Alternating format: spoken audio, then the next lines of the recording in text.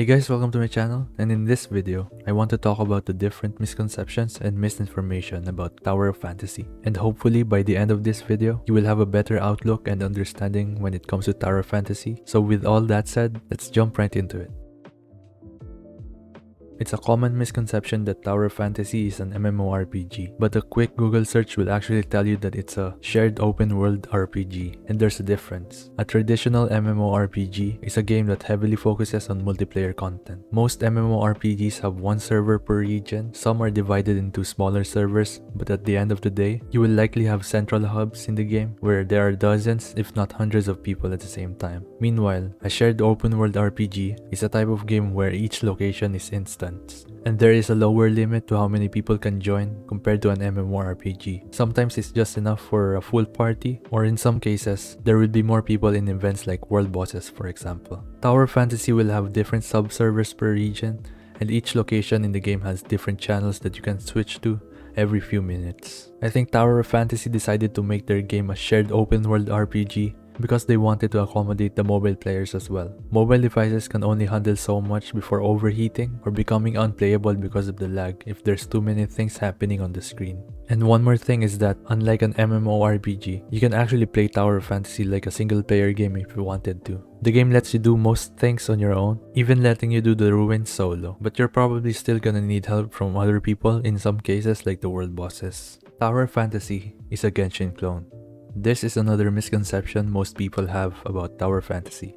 The game having a somewhat similar anime-style design screams Genshin Impact for some people. Although there are a few similarities between the two, Tower of Fantasy actually has a lot of things to offer that makes it a totally different game. For example, you can create your own character, the game offers mounts, you have access to different gadgets that can be used in combat or exploration, there is PvP and leaderboards, different minigames in the open world, and much more. So saying that Tower of Fantasy is a Genshin clone couldn't be more inaccurate to say the least. And just like how Genshin Impact was first seen as a Breath of the Wild clone, it's only a matter of time before people realize that Tower of Fantasy is its own game. This is the least common misconception on the list, but it's still something worth going over. And to answer, is Tower Fantasy pay to win? The answer is both yes and no. It really depends on what your definition of pay to win is. Will you get an advantage when you spend money on the game? Yes. Just like in any other gacha game, you are more likely to get the characters you want if you spend money. But will you be able to clear the content even if you don't spend money on the game?